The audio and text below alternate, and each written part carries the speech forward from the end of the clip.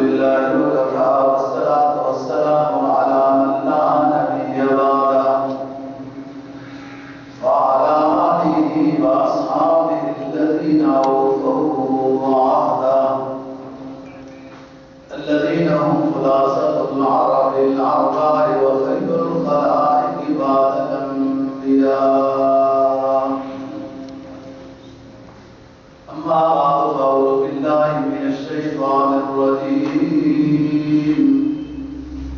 بسم الله الرحمن الرحيم. ألف لام ميم غلبت الأرض ألف لام ميم غلبت الروم في أهل الأرض وهم من بعد غلبهم سيغلبون في بضع سنين. ألف لام ميم غلبت الروم في أهل الأرض وهم من بعد غلبهم سيغلبون في بضع سنين. قال النبي صلى الله عليه وسلم الأئمة من القريش. صدق الله العظيم وصدق رسوله النبي الأمي الكريم ونحن على ذلك من الشاهدين والشاكرين والحمد لله رب العالمين. 21واں پارہ سورہ روم کی پہلی آیت کریمہ اور جناب نبی پاک صلی اللہ علیہ وسلم کا ایک فرمان تلاوت کیا ہے، جس کا مضمون یہ ہے الف لام میم واللہ اعلم بمرادہ. غلبت الروم فی ادنی الارض، رومی مغلوب ہو گئے، وهم من بعد غلبهم سيغلبون في بضع سنين. ان قریب رومی چند سالوں میں غالب آ جائیں گے. جناب نبی پاک صلی اللہ علیہ وسلم کا جو فرمان تلاوت کیا ہے، جناب نے فرمایا کہ ائمہ یعنی میرے بعد جو خلفاء ہوں گے، مسلمانوں کے امیر المؤمنین ہوں گے، وہ قریش میں سے ہوں گے. سورہ روم یہ مکہ مکرمہ میں نازل ہوئی اور اس کے اندر رومیوں اور ایرانیوں کی جنگ کا ذکر ہوا ہے. ایرانی مجوسی شمار ہوتے تھے، مشرک، اور رومی اہل کتاب. تو مسلمانوں کے قریب اہل کتاب ہیں کہ کم از کم خدا کو تو مانتے ہیں، کسی پیغمبر کو تو مانتے ہیں، یہود و نصارہ. لیکن مجوسی، بت پرست، آتش پرست، سورج پرست، یہ تو کسی درجے میں مسلمانوں کے قریب نہیں ہیں. یہ بالکل ہی خدا کے انکار کرنے والے. تو اتفاق ایسا ہوا کہ مجوسی یعنی کہ ایرانی یہ اہل کتاب رومیوں پر غالب آ گئے. تو یہ مکی صورت ہے. مکہ مکرمہ میں مشرکین مکہ نے یہ باتیں شروع کر دی کہ ہمارے نظریے والے جیت گئے. ظاہر وہ پتھر کی بات کرتے ہیں یا آگ کی کرتے ہیں، ایک ہی بات ہے، اللہ کی تو نہیں کرتے. تو مشرکین مکہ خوش ہوئے اور یہ کہنے لگے کہ ہمارے نظریے والے لوگ یعنی ایرانی مجوسی یہ اہل کتاب اور جو اللہ کو ماننے والے تھے ان کے اوپر یہ غالب آ گئے. خوش ہوتے تھے مشرکین مکہ. اس پر یہ آیات کریمہ نازل ہوئی نبی پاک صلی اللہ علیہ وسلم پر کہ یہ زیادہ خوش نہ ہو. عنقریب چند سالوں میں دوبارہ رومیوں کا اور مجوسیوں کا مقابلہ ہوگا تو رومی عنقریب غالب آ جائیں گے، پھر اہل کتاب غالب آ جائیں گے۔ یہ بات مشہور ہو گئی۔ اس پر مشرکین کہنے لگے کہ یہ جھوٹ ہے، یہ ویسی باتیں ہیں، غالب آنا ہوگا تو آ چکے ہوتے۔ حضرت ابوبکر صدیق رضی اللہ تعالیٰ عنہ کے ساتھ ایک مشرک سردار کا مناظرہ شروع ہو گیا، مباحثہ ہو گیا۔ حضرت ابوبکر کہتے ہیں کہ ضرور رومی غالب آئیں گے چند سالوں میں، وہ کہتا تھا کہ نہیں غالب آئیں گے، بس اب ایرانی غالب آ گئے، ایرانی غالب ہو کے رہیں گے۔ اس پر آپس میں شرط لگا دی۔ اس وقت شرط لگانا جانبین سے اس کے بارے میں حکم حرام ہونے کا نازل نہیں ہوا تھا۔ حضرت ابوبکر نے کہا کہ یہ چند سالوں میں رومی اہل کتاب غالب آ جائیں گے۔ وہ کہتا ہے کہ اگر غالب آ گئے چند سالوں میں تو اتنے اونٹ آپ کو انعام دوں گا، اور نہ غالب آئے اگر رومی اہل کتاب تو پھر ابوبکر آپ کو انعام دینا پڑے گا۔ اس نے انہوں نے یہ شرط لگا دی۔ بعد میں رسول اللہ صلی اللہ علیہ وسلم سے یہ تذکرہ کیا کہ حضرت ایسی ایسی بات ہوئی تھی، بعض مباحثہ ہوا اور میں نے یہ شرط لگا دی۔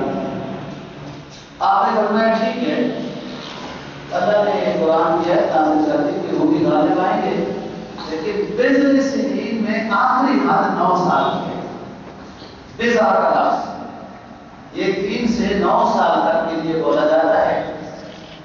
آپ اس اپنے شرط والے بندے کو یہ کہہ دو کہ 9 سال کے اندر اندر رومی غالب آ جائیں گے۔ چنانچہ انہوں نے کہہ دیا، اور وہ 9 سال کے اندر ہی دوبارہ جب جنگ ہوئی اور رومی غالب آ گئے، حضرت ابوبکر صدیق رضی اللہ تعالیٰ عنہ اس وقت ہجرت کر کے آ چکے تھے، تو اس شخص نے اپنا وہ شرط ہار جانے کا جو جرمانہ تھا وہ اونٹ کی صورت میں تھا، وہ اس نے بھیج دیا کہ میں شرط ہار گیا ہوں۔ اس زمانے کی بات، لوگ اپنی سرداری کا لحاظ رکھتے ہوں گے، سردار کی نکلی تو لحاظ رکھنا بھی نکلی ہو گیا نا۔ 12 ہاتھ میں رومیوں نے وہ اونٹ صدقہ کر دیے، جبکہ اس وقت آپ نے تو اجازت دی تھی، تو مراد یہ ہے میری کہ حضرت ابوبکر صدیق رضی اللہ عنہ کی یہ بصیرت تھی، قرآن فہمی کی، کہ آپ سے بھی پوچھا نہیں تھا، یہ قرآن کی آیت سنی ہوئی تھی اور اس مشرک سے یہ شرط لگا دی تھی کہ وہ بھی غالب آ جائیں چند سالوں میں۔ تو بات ہو رہی تھی حضرت ابوبکر صدیق رضی اللہ تعالیٰ عنہ کی۔ آپ بڑے سمجھدار، مدبر، نرم مزاج اور رات کی بیداری کرنے والے صحابہ کرام میں سے دیکھتے ہیں کہ ابوبکر صدیق رضی اللہ تعالیٰ عنہ بڑے تاجر تھے، خصوصاً کپڑے کا کاروبار تھا، اور آپ کے سفر نبوت سے پہلے تجارت کے لحاظ سے ابوبکر صدیق رضی اللہ تعالیٰ عنہ کے ساتھ ہوئے، اسی وجہ سے دوستی بڑھتی بھی گئی، امانت دیانت، اور سفر میں انسان ایک دوسرے کو پہچان لیتا ہے کہ کون کتنا کس کا خیال رکھتا ہے۔ مشہور بات ہے، کچھ لوگ کسی ساتھی کی تعریف کر رہے تھے، حضرت عمر فاروق رضی اللہ تعالیٰ عنہ نے ان سے کہا کہ آپ کے ساتھ لین دین ہوا تھا، ان کا تعریف کر رہے ہو، آپ کے ساتھ اتنا سفر ہوا ہے، یا آپ کے پڑوسی ہیں جن کی تعریف کر رہے ہو؟ کہا نہیں حضرت ویسے اچھے بندے ہیں۔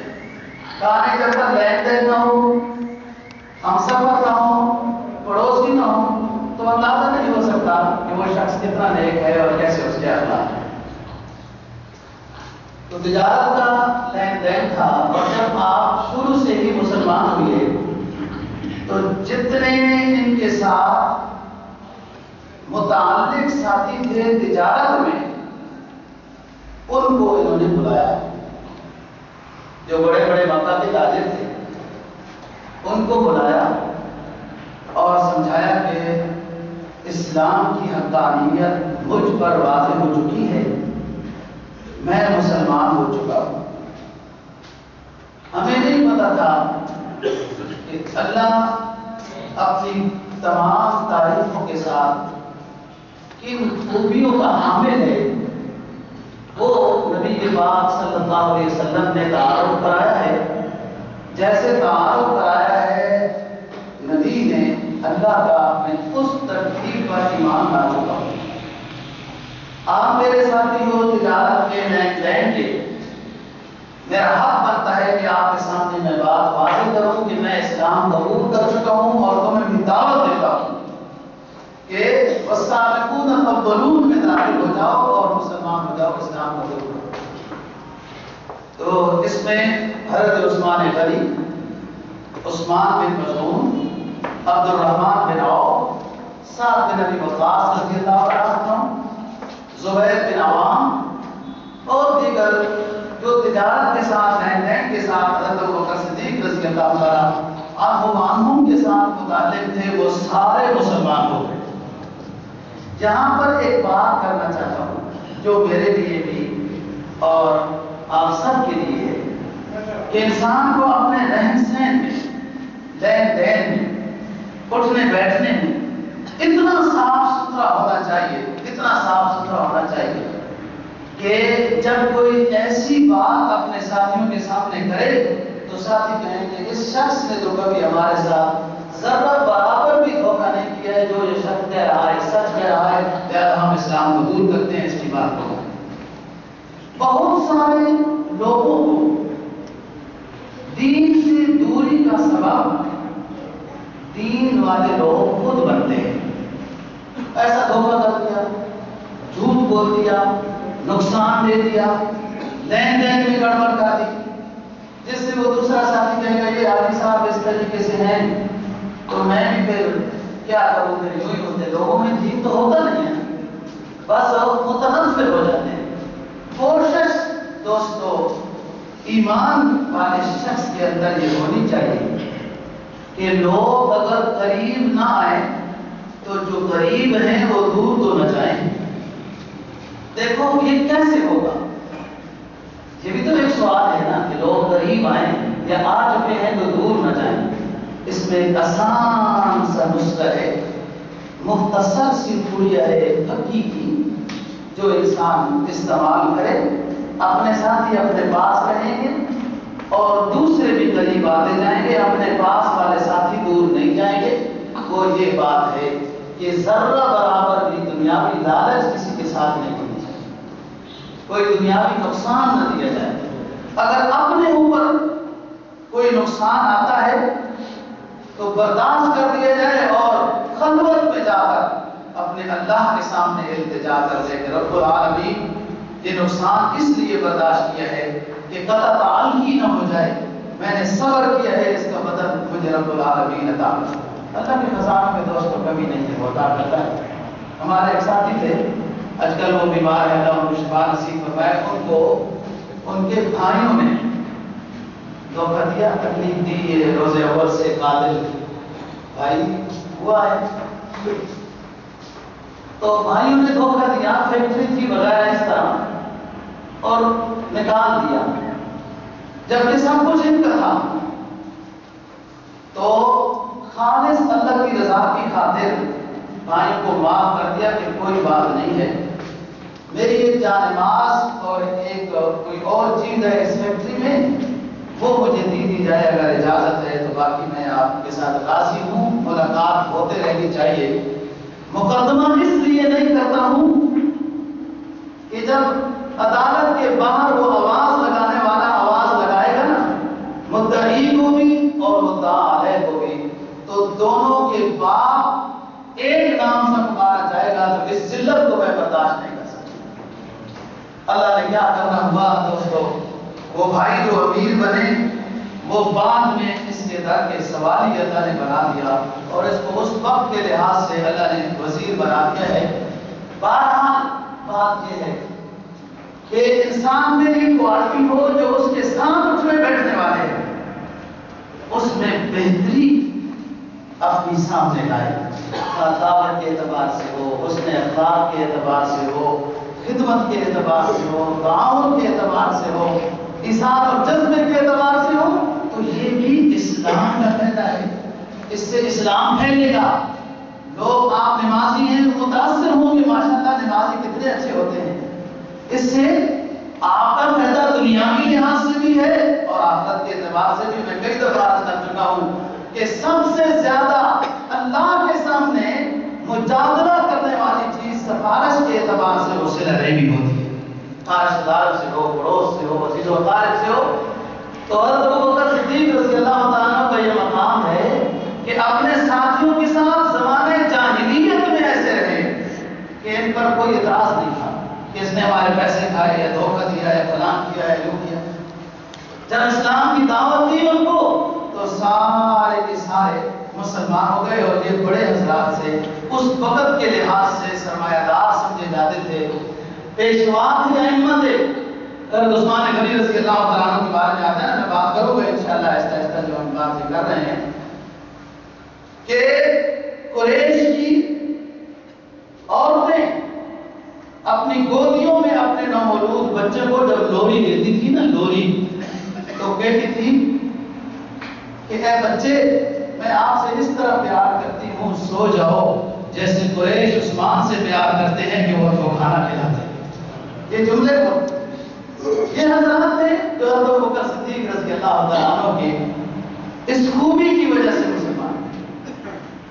اور جب آپ کو غمگین دیکھا، ہجرت سے پہلے کہا حضرت یہ میری بیٹی ہے، ابھی جوان تو نہیں ہے لیکن آپ نے نکاح جان بھی حاصل ہے، مال 45,000 درہم حاصل کر لیے، 5,000 ہجرت کے سفر کے ساتھ لائے، اور ہجرت کے دوسرے سال شروع میں مدینہ طیبہ میں جب آپ تشریف لے آئے، ابوبکر آ گئے، صحابہ کرام رضی اللہ تعالیٰ عنہ آ گئے، تو دوسری ہجری کے شروع میں حضرت عائشہ صدیقہ رضی اللہ تعالیٰ عنہ کی رخصتی ہو۔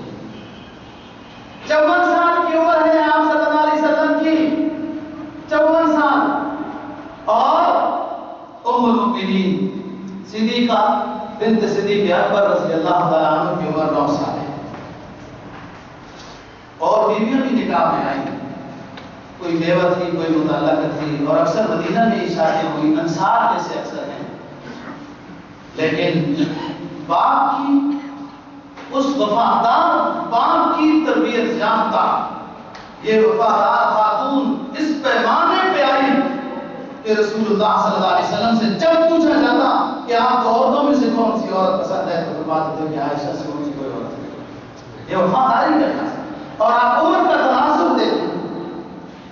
آپ صلی اللہ علیہ وسلم کی عمر 54 سال ہے جب حضرت عائشہ صدیقہ رضی اللہ تعالیٰ عنہ سے شادی ہو رہی ہے، ان کی عمر 9 سال ہے، لیکن اس عورت نے پوری زندگی میں کبھی تصور میں بھی یہ بات نہیں لائی کہ میں 9 سالہ بچی کی شادی ایک 54 سال شخص کے ساتھ کر دی گئی ہے۔ جیسے عورتیں یہ جملے کہتی ہوتی ہیں نا، ایسا کبھی نہیں کہا پوری زندگی میں۔ اور سن 2 ہجری کے زمانے میں آپ نے جب شروع میں اعلان کیا کہ مسجد بنانی ہے، وہاں جہاں رسول اللہ صلی اللہ علیہ وسلم کی اونٹنی رکی تھی، وہ حضرت ابو ایوب انصاری رضی اللہ تعالیٰ عنہ کا گھر ہے، جو اب بھی آپ سلام پیش کر کے جب روضہ رسول والے راستے سے باہر جاتے ہیں نا، تو آپ اندازہ کرنا کہ وہ تھوڑی سی اونچی جگہ ہے اور پھر نیچے ہو جاتی ہے، وہ تھوڑی سی کوہان نما جگہ ہے۔ جب سلام پیش کر کے دروازے سے باہر نکلتے ہیں تو کوہان نما جگہ ہے، پھر نیچے ہو جاتی ہے۔ یہ وہ کوہان نما جگہ وہ ہے جہاں پر رسول اللہ صلی اللہ علیہ وسلم کی اونٹنی خود بیٹھ گئی تھی۔ حضرت ابو ایوب انصاری رضی اللہ عنہ، اس کو تاریخ میں ایک عمارت کی تاریخ میں یوں یاد رکھا ہے۔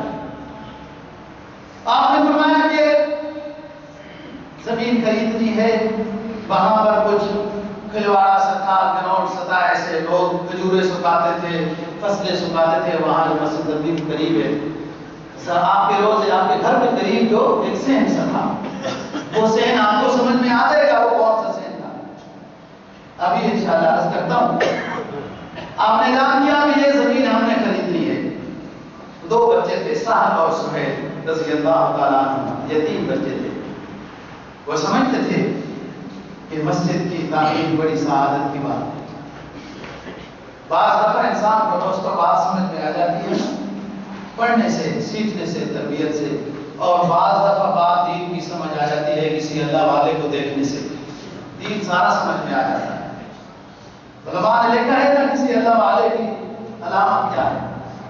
وہ یہ ہے کہ اس کو جب دیکھیں تو آپ کو اللہ یاد ہے، شریعت پر عمل کرنا یاد ہے، اللہ تعالیٰ کے رسول کی خوبیاں سامنے آئے، فکر آخرت ہو، اپنا میزان سمجھ میں آئے، احساس دینا ہے مجھے بھی نیک بننا چاہیے. کسی اللہ والے کو دیکھ کر یہ بات سمجھ میں آتی ہے تو اس کا مطلب یہ ہے کہ وہ شخص نیک اور اللہ والا ہے، اس کی دل کی دنیا میں فکر آخرت میں بھری ہوئی ہے. اس لیے دوسرے بھی دیکھ کے اس کو فکر آخرت میں مبتلا ہو جاتے ہیں، اس فکر میں لگ جاتے ہیں. سعد اور سہیل دو یتیم بچے ہیں دوستوں، اور کیا کہتے ہیں کہ اللہ کے رسول ہم ہدیہ دیتے ہیں، یہ زمین یہ مسجد کے لیے ہدیہ دیتے ہیں، آپ قبول فرمائیں. آپ نے فرمایا نہیں، آپ یتیم ہیں، آپ بالغ ہیں، آپ کا ہدیہ ابھی قابل قبول نہیں، آپ بالغ ہوتے تو ہدیہ دیتے تو قبول ہوتا. تو ان کے رشتہ دار جمع ہو گئے ان بچوں کے، انہوں نے بھی کہا حضرت کوئی بات نہیں، ہم ان بچوں کا بخوبی خیال رکھیں گے اور ہم یہ ہدیہ دیتے ہیں. سارا خاندان راضی ہے اس ہدیے پر. آپ قبول فرمایا. آپ نے فرمایا کہ نہیں، یہ دنیا کی پہلی مسجد ہے. تاریخ کیا لکھے گی کہ چھوٹے بچوں کی زمین غصب کر دی. ہر کوئی تو محب نہیں ہوتا نا، کوئی تو بدعا ہوتے ہیں اور کوئی ہر دور میں مخالف بھی ہوتے ہیں. وہ کیا بات کریں گے؟ خریدیں گے اور وہ بچے خاموش ہو گئے. ریٹ طے ہوا اس پورے مجمع میں. آپ نے فرمایا ابو بکر ان دو یتیم بچوں کا جو پیسہ بنتا ہے وہ اپنے پاس سے ادا کر دو، مسجد کی جگہ خرید. یہ کوالٹی کی بات ہے دوستوں، یہ معمولی بات نہیں ہے کہ پورے مجمع میں آپ صلی اللہ علیہ وسلم نے ایک شخص کو یہ فرما دیا کہ آپ ابو بکر سعد اور سہیل کے جو پیسے اس زمین کے بنتے ہیں وہ ادا کر دیں. ابو بکر نے کھڑے ہو کے لبیک یا رسول اللہ میں ادا کر دیں. یہ مسجد نبوی کی وہ جگہ جو سب سے پہلے رسول اللہ صلی اللہ علیہ وسلم کے زمانے کی مسجد ہے نا دوستو، یہ مسجد بھی خلیفہ اول بلا فصل ابو بکر کی خریدی ہوئی ہے. اور جس زمین کو احساس کیا ملا، اس زمین کو پھر دوستو احساس کیا ملا، جس طرح رسول اللہ صلی اللہ علیہ وسلم کے ساتھ ابو بکر جڑے تو ان کو اتنا اونچا احساس ملا، ایسے ہی جو زمین خرید کے دی ابو بکر نے اس کو یہ احساس ملا کہ رسول اللہ صلی اللہ علیہ وسلم نے فرمایا کہ دنیا میں 3-4 جنتوں کے حصے ہیں. ایک بیت اللہ شریف حجر اسود کی جگہ، ایک جنت المعالی جو قبرستان ہے مکہ مکرمہ میں، اور ایک جنت البقیع جو قبرستان ہے مدینہ طیبہ میں، اور ایک جنت کا ٹکڑا یہ میری مسجد ہے جو ابو بکر نے خرید کی تھی. فرمایا بین بیتی ومنبری روضۃ من ریاض الجنہ، ما بین بیتی ومنبری روضۃ من ریاض الجنہ. میرے گھر سے لے کر میرے ممبر تک سرکار دو جہاں صلی اللہ علیہ وسلم فرمایا میرے گھر سے لے کر میرے ممبر تک، میرے محراب تک، یہ میری جو مسجد ہے جو سعد اور سہیل سے میرے دوست ابو بکر نے خریدی ہے، یہ میں اس کو جنت کا ٹکڑا قرار دے رہا ہوں. کوئی اس دنیا میں میرے روزے کی زیارت کے لیے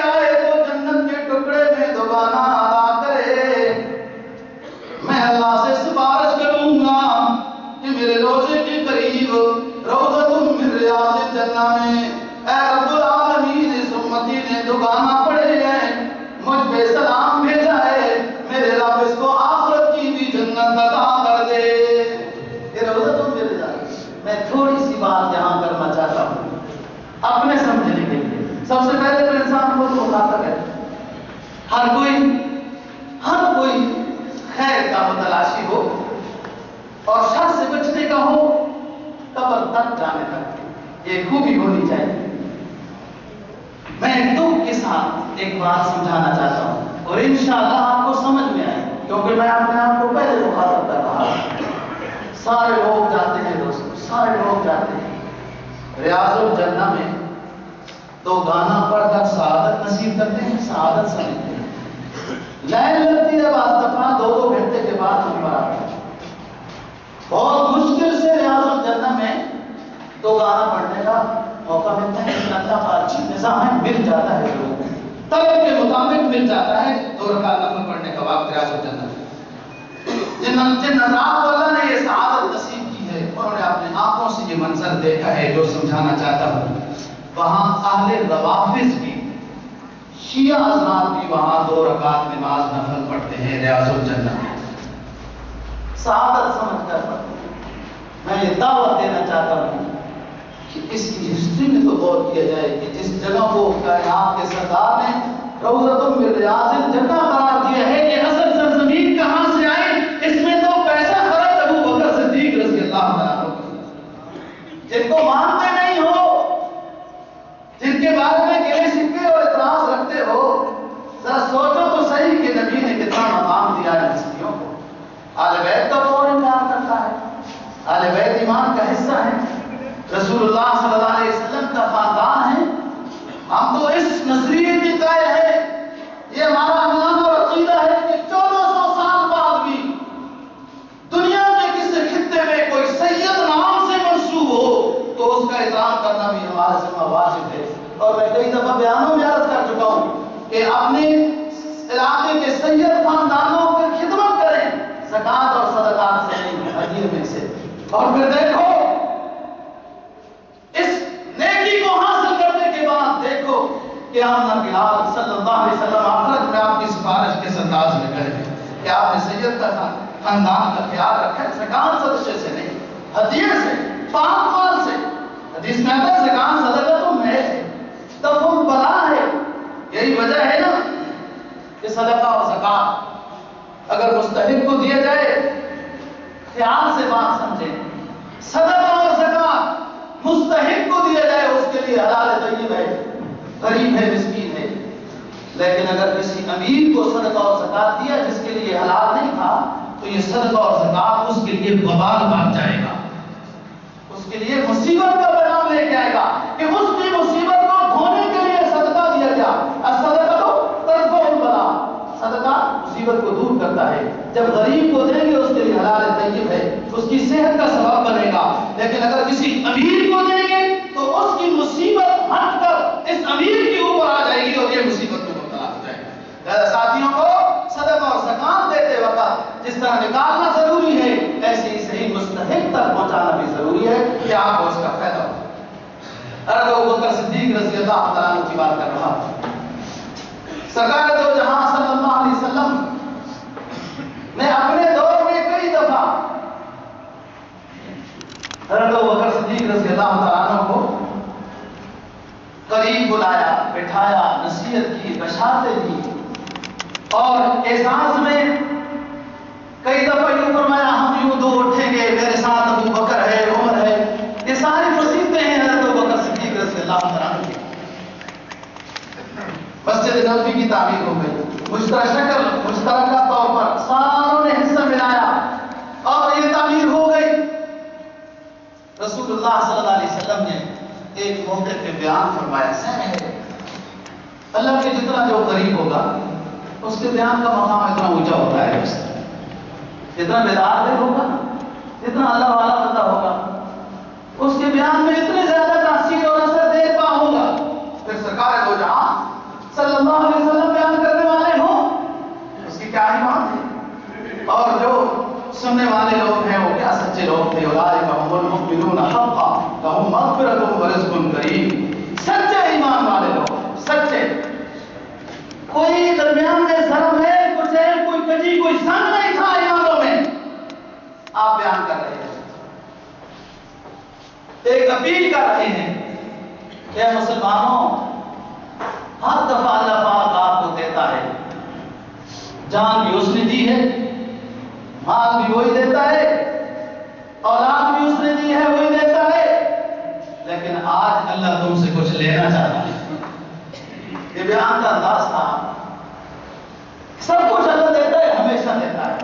ذرا انسان سوچے نا, میں دور کے خرچوں کی بات نہیں کرتا ہوں, صرف انسان اپنی زندگی کے اپنی ذاتی وجود کے خرچے کا حساب نہیں لگا سکتا کہ میں نے کتنے کپڑے پہنے ہیں, کتنے جوتے لیے ہیں, کتنا کھانا کھلایا, کتنا فروٹ کھائے ہیں, کتنی مٹھائیاں کھائی ہیں, کتنی خوشبو لگائی ہے, کتنے سفر کیے ہیں, کتنے. اپنی ذاتی زندگی کا ایک شخص اپنی ذاتی زندگی کے خرچے کا حساب نہیں کر سکتا.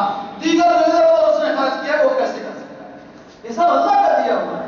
یہ جان اللہ کی, یہ مال اللہ کا, یہ صحت اللہ کی, اولاد اللہ کی طرف سے. آپ صلی اللہ علیہ وسلم بیان فرما رہے ہیں.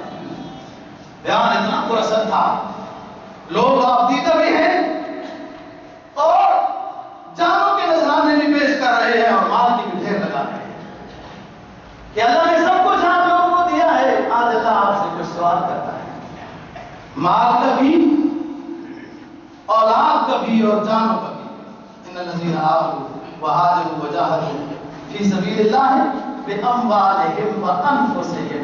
ایمان لایا بس پھر صرف دو گانا پڑھ کے سرور نہیں حاصل کرنا, اس میں اور بھی بہت سارے کام ہیں. جہاد بھی کرنا ہے, انفاق فی سبیل اللہ, اور جہاد میں مال بھی خرچ کرنا ہے. جاہدوا فی سبیل اللہ باموالہم وانفسہم. آج اللہ تم سے جانوں کا سوال کرتا ہے, مال کا سوال کرتا ہے, دے دو. بہت دنیا ہے, آپ جیدہ ہو کر اللہ کا شکر بجا لا کے یہ جمع کرایا. حضرت ابوبکر صدیق رضی اللہ تعالیٰ عنہ ایک جگہ سے گزر رہے ہیں, وہاں یہودیوں کا اجتماع ہے, اکٹھا ہے, اور ایک ان کا امیر ہے فخاس یہودی, وہ بھی بیٹھا ہے. ابوبکر صدیق رضی اللہ تعالیٰ عنہ نے اپنے دل سے جائزہ لیا کہ تبلیغ کرنے کا موقع اچھا ہے.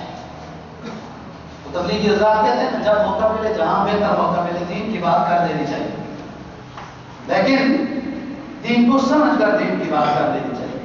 اگلا بندہ کوئی سوال کرے تو آپ کو پتہ ہی نہ ہو, اور دین کی بات کی جائے, اصول و ضوابط پہ دین کے سے واقف ہو, اور پھر دین کی بات موقع محل سمجھ کر کرنا ہے. بڑی حکمت کی بات ہے, بڑا اثر بھی ہوتا ہے.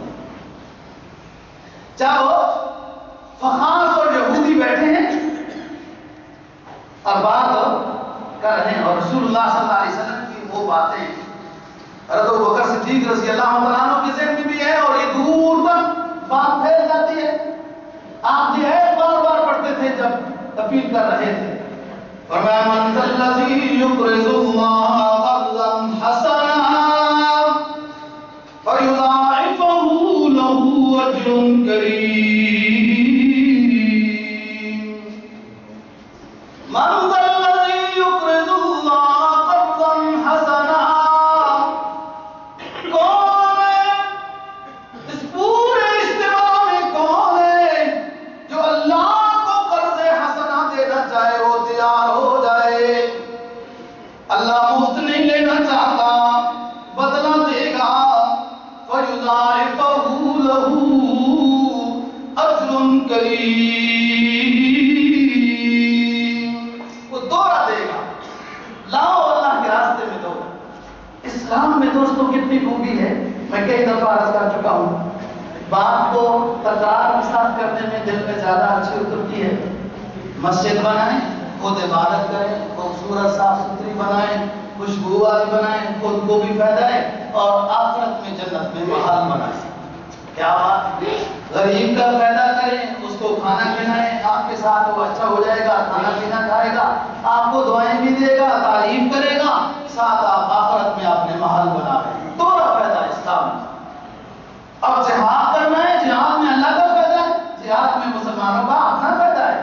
سرحدیں محفوظ ہوگی, اسلام سر بلند ہوگا, کفر ذرا سوچ سمجھ کے اپنے ایوانوں میں بیٹھے گا. ہر روز کوئی پوچھے تان کے آپ کے اوپر نہیں آ جائے گا. جہاد میں مسلمانوں کا اپنا دنیاوی فائدہ بھی ہے, اور آخرت کے لحاظ سے فَيُضَاعِفَهُ لَهُ أَجْرٌ كَرِيمٌ. اللہ دوہرا اجر دے گا, محلات دے گا, شہید کی بخشش ہوگی.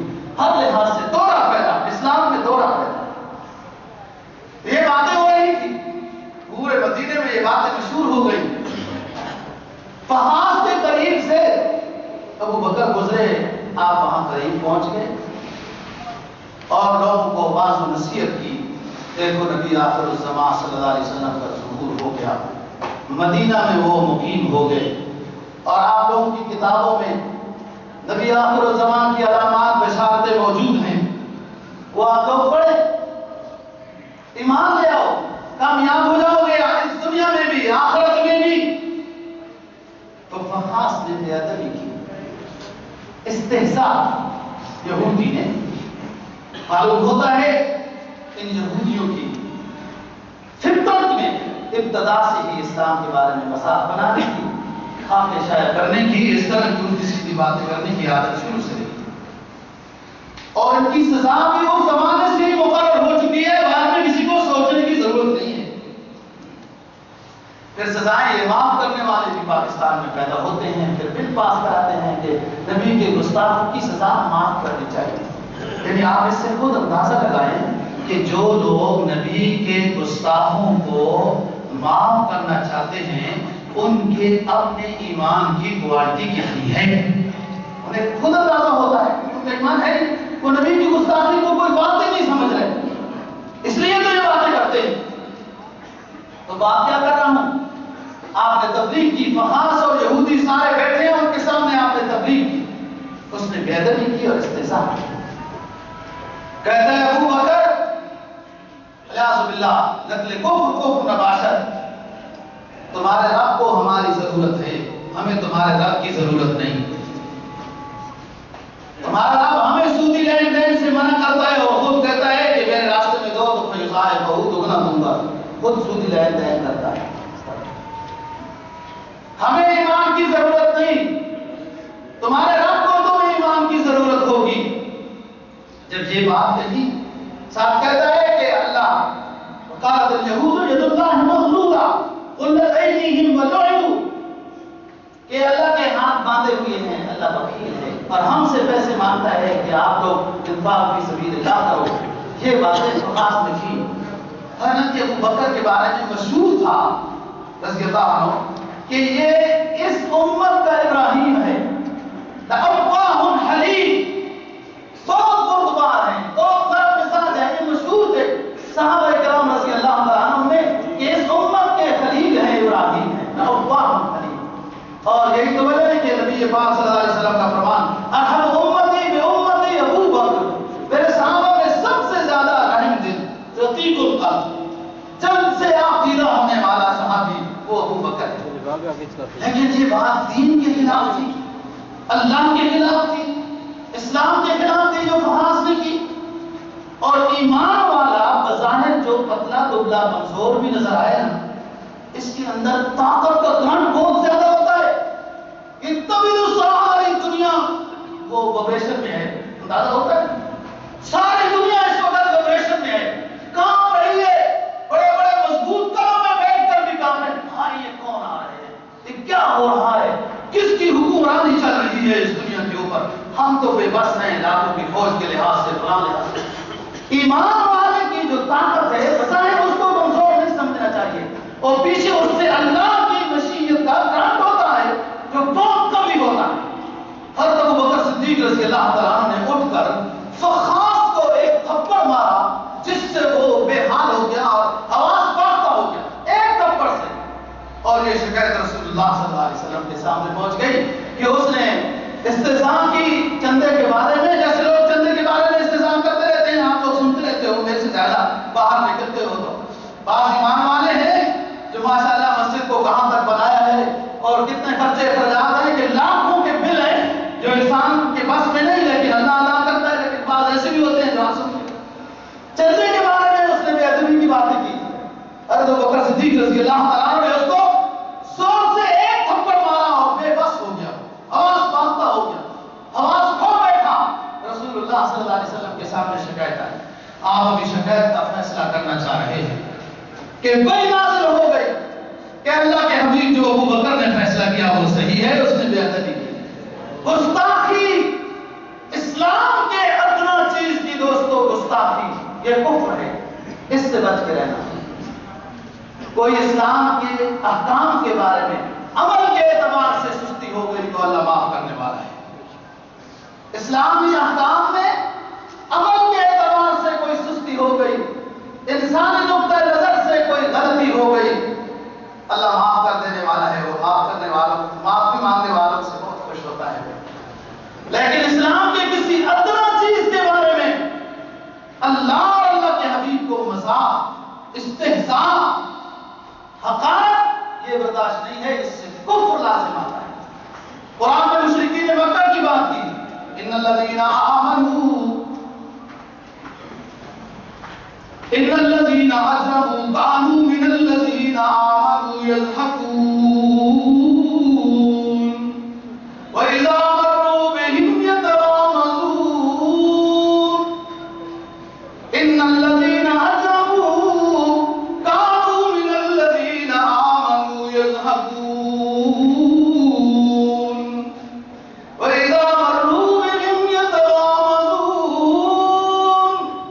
آل کفر جب نبی کے پرانوں کو دیکھتے ہیں تو مسکراتے ہیں، ہنستے ہیں، مذاق بناتے ہیں، اور دنیا پر حکمرانی کرنے والے جا رہے ہیں، نبی کا ساتھ دینے والے جا رہے ہیں، بھوکوں میں گزارا کرنے والے جا رہے ہیں۔ وَإِذَا مَرُّوا بِهِمْ يَتَغَامَزُونَ۔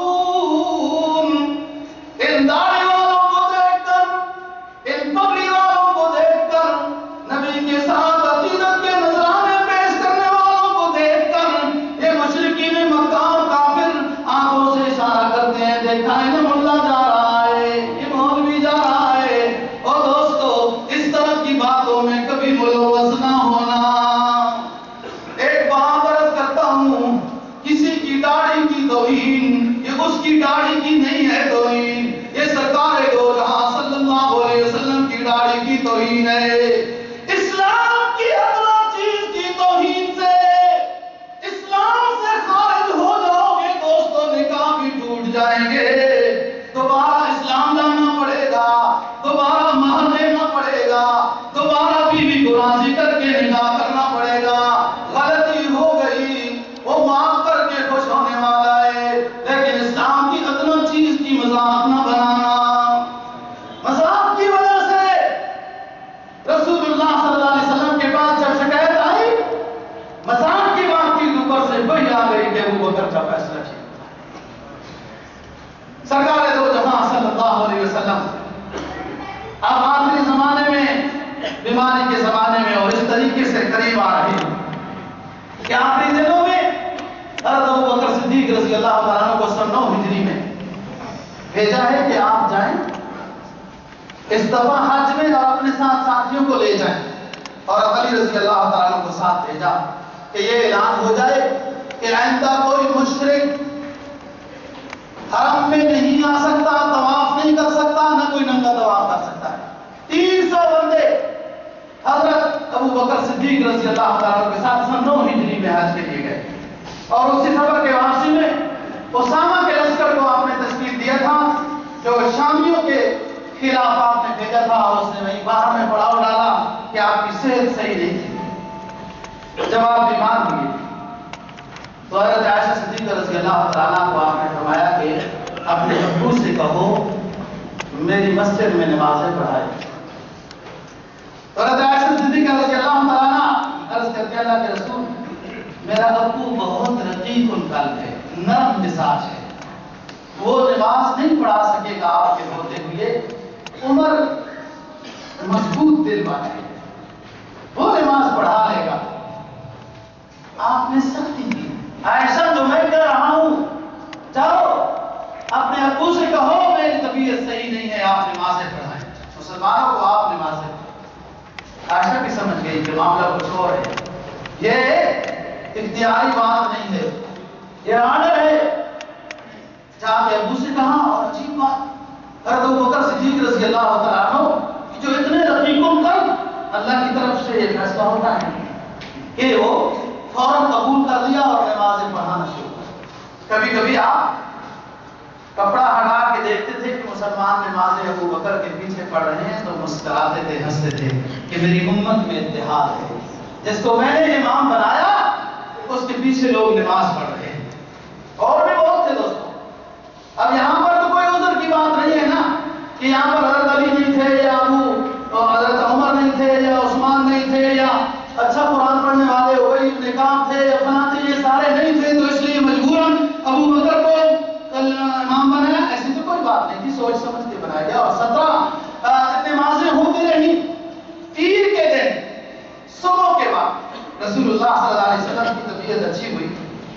آپ مسجد نبوی میں تشریف لائے، مختصر سا ایک بیان فرمایا، مختصر سا بیان فرمانے کے ساتھ یہ کہا کہ اللہ نے اپنے دوست کو اس دنیا میں رہنے کا بھی اختیار دیا اور اپنے پاس آنے کا بھی اختیار دیا ہے، تو اللہ کے دوست نے اللہ کے پاس جانے کو پسند کیا۔ یہ واضح نصیحت صحابہ سن رہے ہیں کہ ایک بات ہو رہی ہے اور ابو بکر رو رہے ہیں، ابو بکر رو رہے ہیں۔ پوچھا کیوں رو رہے ہیں؟ کہا آپ کو کیا خبر کہ کون دوست ہے اور کس کو بلایا جا رہا ہے؟ میں یہاں ایک بات کرنا چاہتا ہوں مختصر سی۔ یہ جو اولیاء اللہ والے اور بزرگ یہ سلسلہ ہے، اللہ والے ہر دور میں گزرے گئے، جن کو سمجھ میں آ جائے بات تو اچھی بات ہے، جن کو سمجھ میں نہ آئے تو مجھے معذور سمجھنا، میرے ساتھ بحث نہ کرنا کہ میں جمعے کے بعد بہت تھکا ہوا ہوتا ہوں تو اس کے بعد پھر اس پوزیشن میں نہیں ہوتا کہ آپ کے سوال و جواب وہ کر سکیں۔ اللہ والے لوگ اپنے کسی خاص نیک بندے جو قریب کا مرید ہوتا ہے نا، اس پر ایک خاص الہامی توجہ ڈالتے ہیں، اور جب چیک کرتے ہیں کہ میرے مریدوں کا کیا حال ہے، اگر وہ کچے ہوں تو ان کو بخار ہو جاتا ہے، ان کا سسٹم بلڈ پریشر کا ٹھیک نہیں رہتا، پھر انہیں دوبارہ سبق دیا جاتا ہے کہ آپ فلاں اللہ اللہ کرو، لا الہ پڑھو، درود شریف پڑھو، عمرہ کرو، صدقہ خیرات کرو اور اگلی منزل طے کرو۔ جب وہ مرید پکا ہو جاتا ہے، وہ بزرگ، وہ نیک بندہ، وہ عالم جو شاگرد بن رہا ہے وہ پکا ہو جاتا ہے، پھر جب توجہ ڈالتے ہیں تو وہ اس کے عکس کی بات اس کو سمجھ میں آنے لگ جاتی ہے، وہ بات سمجھنے لگتا ہے۔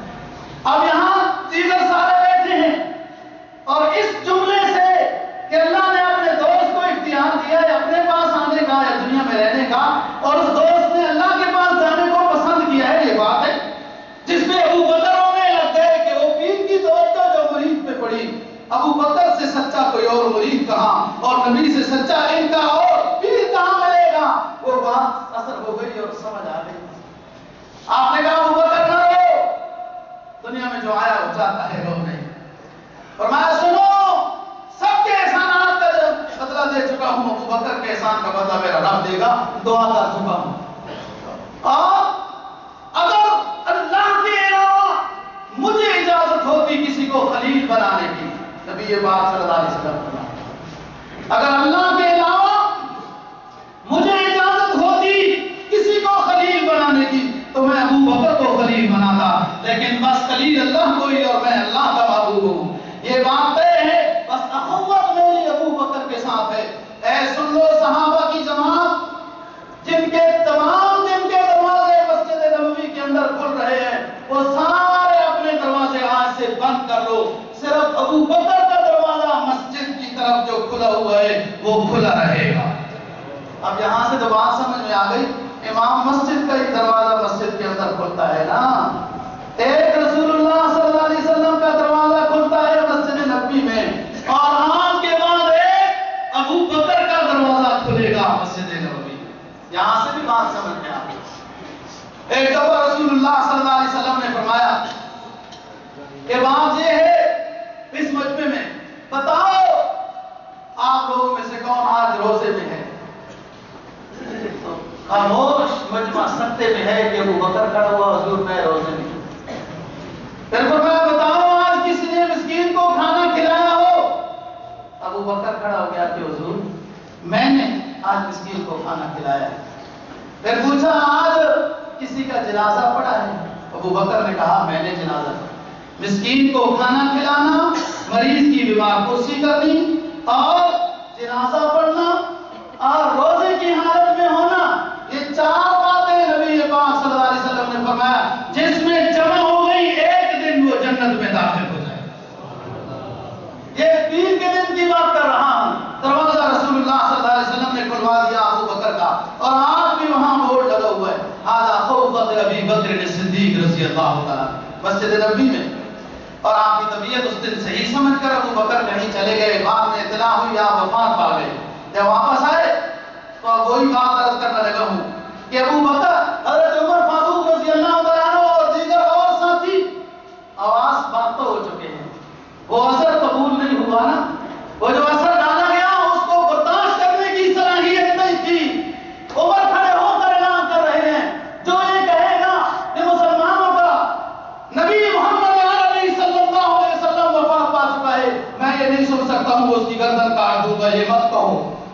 اللہ کا رسول علودگی میں ہے، وہ عالم مکاشفہ میں ہے، وہ اللہ سے ہم کلام ہے، وہ دنیا سے چلے لیں گے، مجھے موت کی خبر نہ سناؤ ورنہ میں اس کی گردن کو کاٹ دوں گا۔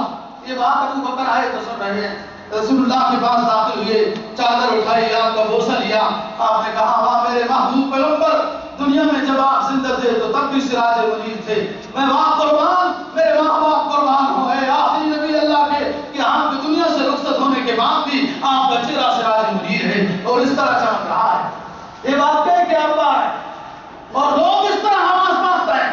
یہاں بھی ابو بکر صدیق رضی اللہ تعالیٰ عنہ کے حواس نے کام لیا اور امت کو متحد کیا، فوراً خطبہ دیا، یا ایھا الناس اما بعد فإن من كان يعبد محمدا فإن محمدا قد مات، من كان يعبد الله فإن الله حي لا يموت۔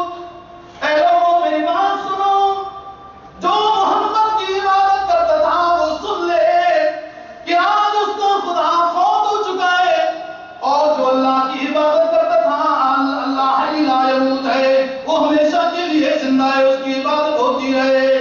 وہ تلوار حضرت عمر کی جو ہواؤں میں لے آ رہی تھی اور اعلان کر رہی تھی، جس نے کہا رسول اللہ صلی اللہ علیہ وسلم دنیا سے رخصت ہو گئے، میں اس کو قتل کر دوں گا، وہ تلوار نیچے ہو گئی اور کہنے لگے جزاک اللہ ابا بکر، جزاک اللہ ابا بکر، اللہ آپ کو جزائے خیر دے کہ آپ نے ہماری بگڑی کو درست کر دیا، آپ نے ہمیں ہدایت کی رہنمائی دی اور ہمیں سمجھ آ گئی ہے۔ پھر سقیفہ میں تشریف لے گئے، وہاں کچھ سقیفہ بنو سعد میں اختلاف ہو گیا، لوگوں نے کہا سعد بن عبادہ کو رضی اللہ تعالیٰ عنہ جو انصاری ہیں، سعد بن عبادہ ان کو امیر بناتے ہیں، تنازع ہو گیا، کچھ کہتے ہیں قریشیوں کو امیر بنائیں گے، کچھ کہتے ہیں سعد کو بنائیں گے، یہ جھگڑا ہونے والا ہے، تلواریں نکلنے والی ہیں، ادھر سے ابو بکر پہنچ گئے، عمر پہنچ گئے، ابو عبیدہ بن جراح پہنچ گئے اور ساتھی بھی پہنچ گئے۔ سب لوگ جب دیکھتے ہیں ابو بکر کو حیران ہو گئے۔ ابو بکر صدیق رضی اللہ تعالیٰ عنہ نے وعظ و نصیحت شروع کی، اتنی حقیقت کی معنی ہے دوستو وعظ و نصیحت، اتنی اونچی ہے یہ وعظ و نصیحت۔ میں دعوت دیتا ہوں آج کل کے سیاسی لیڈروں کو کہ یہ حضرت ابو بکر صدیق رضی اللہ تعالیٰ عنہ کی اس تقریر کو ضرور پڑھیں جو انہوں نے اختلاف کے وقت سقیفہ بنو سعد میں ادا کی ہے۔ انہوں نے کہا انصاریو تم بہت اچھے ہو، تم نے ہمیں بھی جگہ دی، ہمارے نبی کو بھی جگہ دی، ہمیں اپنوں نے اپنے علاقے سے نکالا اور انصار والوں آپ نے ہمیں جگہ دی ہے، اختلاف نہ کرو، نبی کی روح کو ٹھیس پہنچے گی، آپ کو تکلیف ہوگی۔ میں ایک فیصلہ کرنا چاہتا ہوں، اگر تم راضی ہو تو مان لینا، اگر راضی نہ ہوئے تو میں چپ کر کے چلا جاؤں گا۔